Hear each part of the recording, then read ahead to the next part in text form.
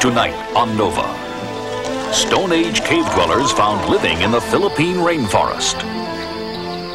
But was this story just too good to be true?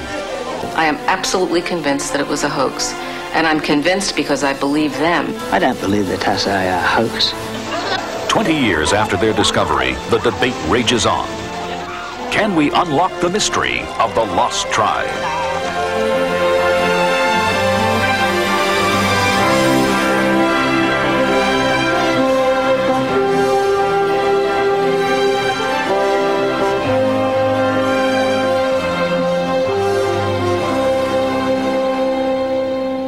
Funding for Nova is provided by Johnson & Johnson, the signature recognized around the world for commitment to quality healthcare products for the entire family.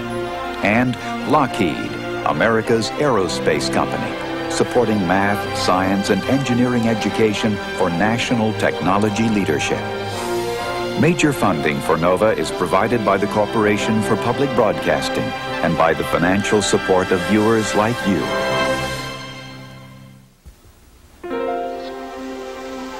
It sounds like something out of a Jules Verne novel.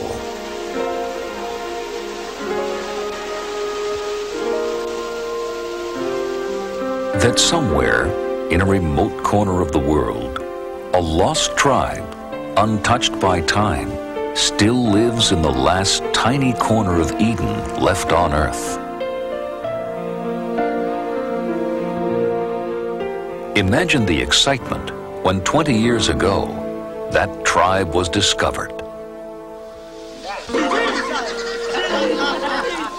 The Tasadai, 26 men, women, and children living the life of Stone Age cavemen, unaware that there were any other human beings on the planet.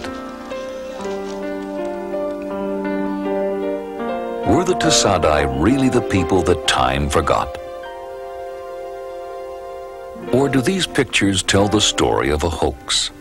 One of the most elaborate in the history of science.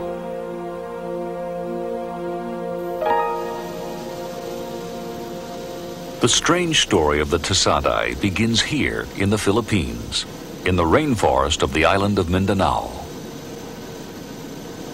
In the early 1970s, loggers were cutting down the rainforest at an ever-increasing pace. There were rumors of a strange group of forest dwellers living right in the loggers' path. And President Ferdinand Marcos's special assistant for national minorities, Manda Elizalde, had gone to investigate. Elizalde, one of the wealthiest young men in the Philippines, met the group first in June 1971. By 1972, through his private aid organization, Panamin, he was inviting the world in to see what he had found.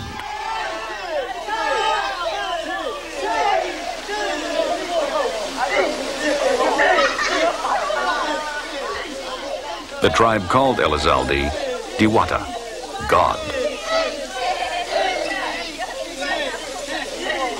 Of all the tribes we dealt with, perhaps the Tasadai touched me most.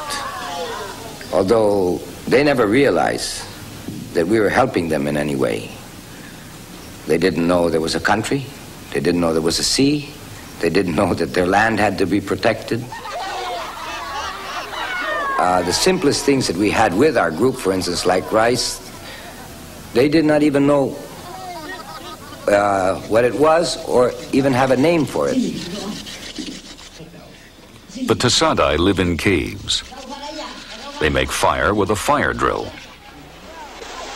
They have no agriculture, taking their food from the trees and streams around them. They use stone tools. Their lives are so peaceful that they have no words for weapons, hostility, or war.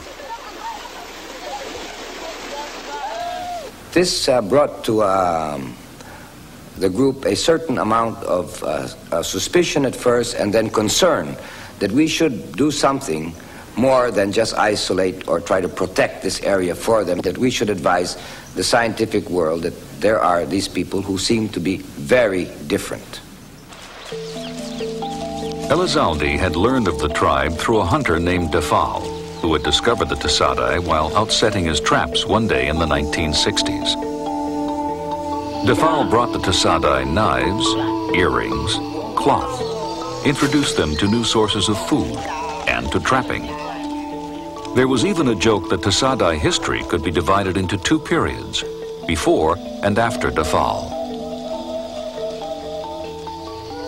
The Philippine government stopped the logging, and the scientific world savored the opportunity to study a living picture of our own human past.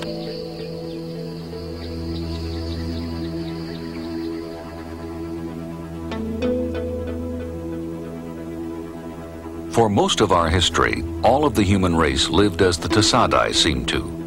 As Paleolithic nomads, we collected food from the wild by hunting and gathering. We lived in caves or shelters, used stone tools, and wore plant or animal skin clothing.